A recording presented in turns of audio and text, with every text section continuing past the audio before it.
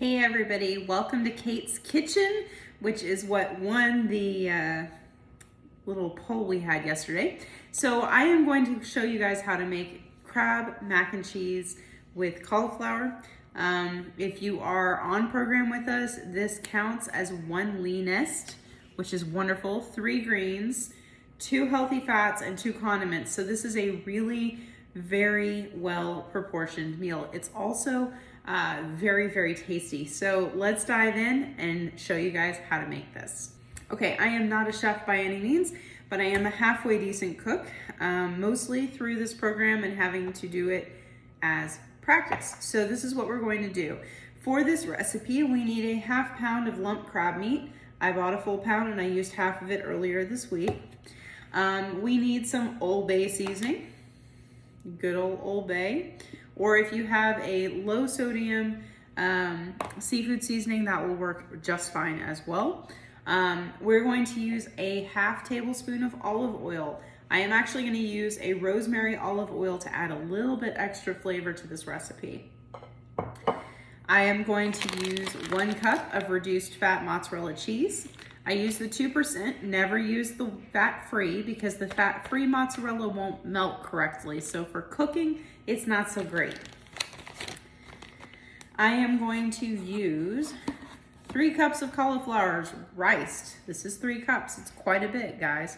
I'm actually gonna be dividing this into a 2-cup measure and a 1-cup measure. We're actually going to use 1 cup of the cauliflower rice for our sauce to make it creamy, and 2 cups for our mac and cheese. So there you go there. The next up ingredient is going to be 1/2 of a scallion trimmed. It's good, about 2 tablespoons of this. We are going to use for our cheese sauce some Laughing Cow cheese. I use the light Laughing Cow, and I have some garlic and herb Laughing Cow as well. So we're gonna use 3 spreadable wedges of those, and then we're gonna use a 1/2 cup of water to loosen everything up. So let's show you how to make the sauce. Okay guys, I now have 1 cup of cauliflower that has been microwaved. When you microwave it, it reduces by about half.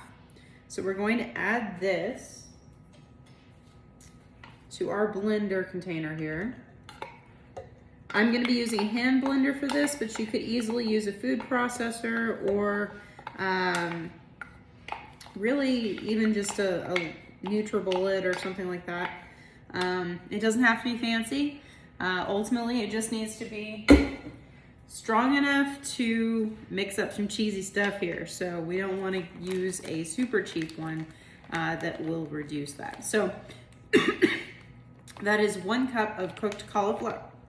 We're going to add in our spreadable cheese wedges. And I'm just gonna pop them in there. Every little last bit. There we go. Now we're going to add in 1 cup of the mozzarella cheese. So to do that, I'm actually gonna do it by weight because cheese is a little hard to measure in a measuring cup. So I've zeroed out my scale here and I'm gonna pour 4 ounces. Yeah, 4 ounces of mozzarella cheese, which is equivalent to 1 cup.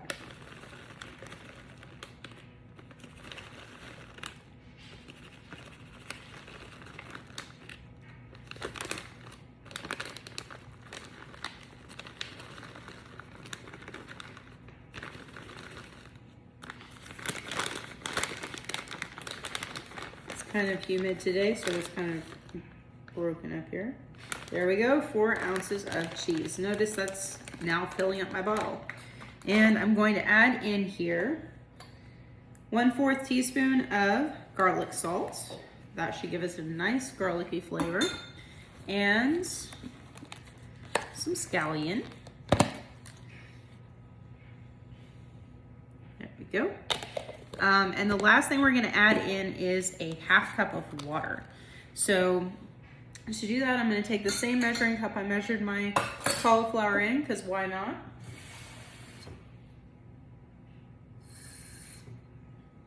There we go. Start that melting down a little bit. All right, now I'm gonna grab my blender and we'll get this all churned up.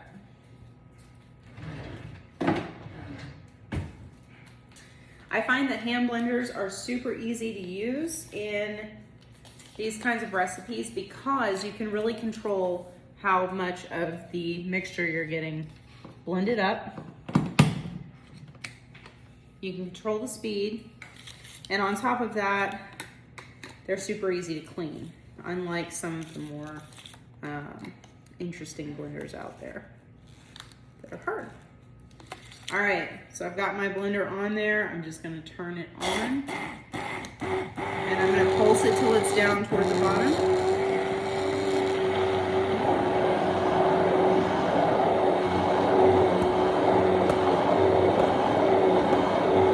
What this is doing is it's creating our cheese sauce. If you wanted a yellow cheese, you could easily use cheddar, 2% cheddar instead of mozzarella, and you would get a yellow cheese on this. But for me, white cheese works just fine. And I want this nice and creamy, so I'm going to keep going. I'm actually going to move it up.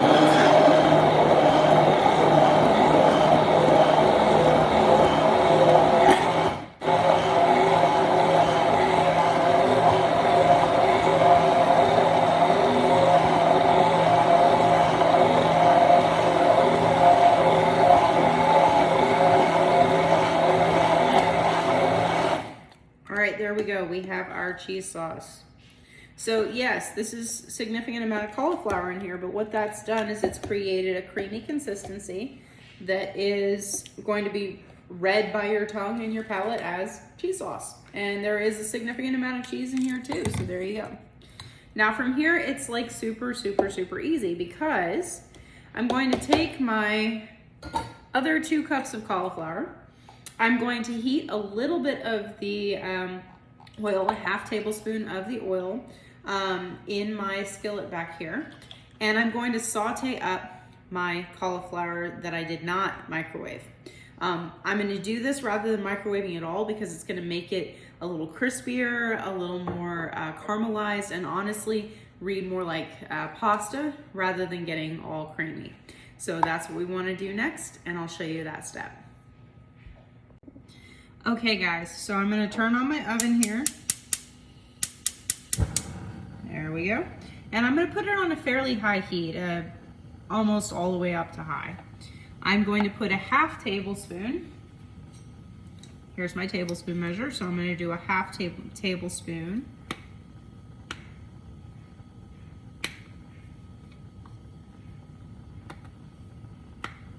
There we go. Of rosemary infused olive oil. See, you don't actually need a ton of oil to get food to cook. This is a half tablespoon. A lot of people will automatically go to 2 tablespoons when they start cooking. And yeah, if you're cooking for 8 people, that makes sense. But when you're cooking for 2, that makes absolutely 0 sense. So we want to let this heat up just a little bit. And as soon as I see the oil kind of shimmering a little bit, I'm going to put in my cauliflower.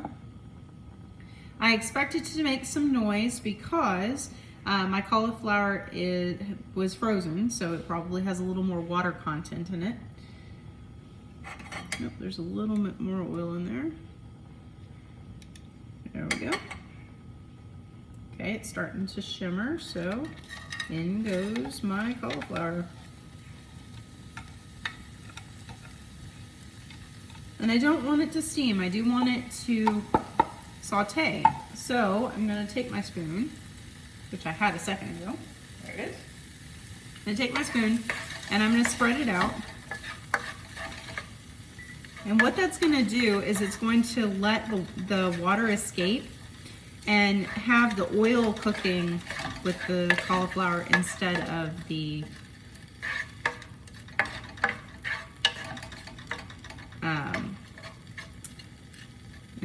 water. You don't want the water to be the cooking medium. We're gonna let it escape.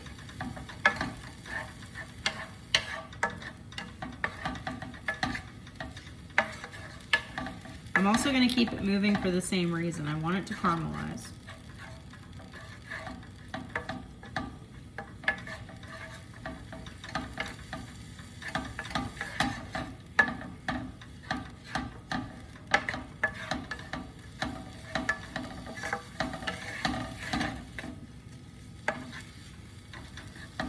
All right, I'm starting to hear that,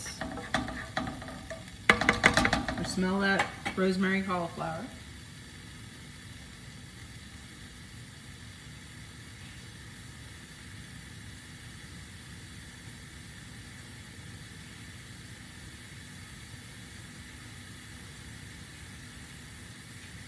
Now I'm going to add in a tiny, tiny bit more of my salt that I do reserve from the last.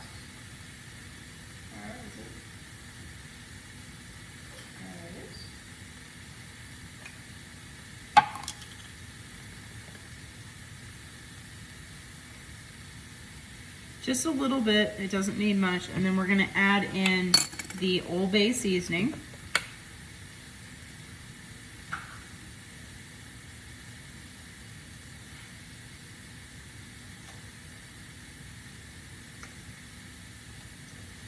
All right, and we're actually going to use an entire ½ teaspoon of Old Bay seasoning. Now remember, this is for 2 people, so this is actually a fair amount of seasoning going in here.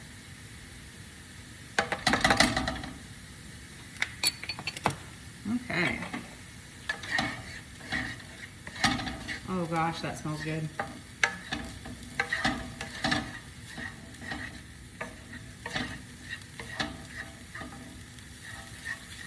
Oh wow. Guys, that just smells amazing.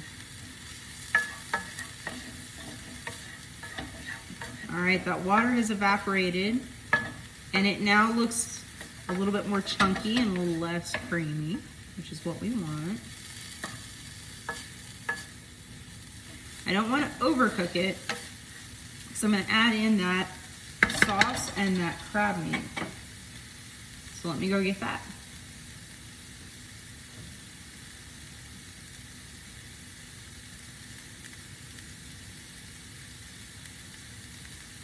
Yes. Okay. So this is my ½ pound of crab meat that I measured out earlier.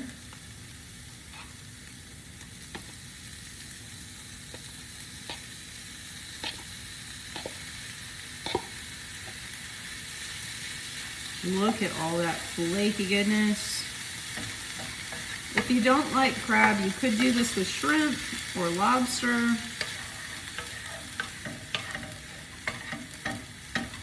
Look at how that just increased the amount of volume of food we're getting.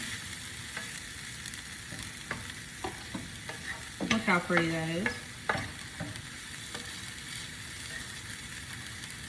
All right. Now next up is our sauce, which I already brought over.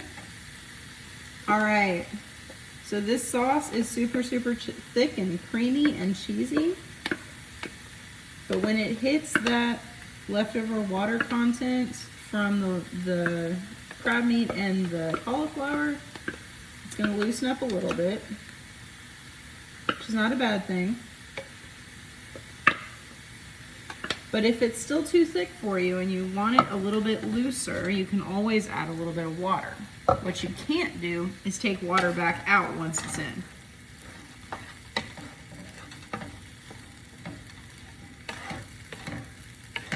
Look how creamy that is. Okay guys, it's literally that simple. Welcome to cauliflower crab mac and cheese. Done.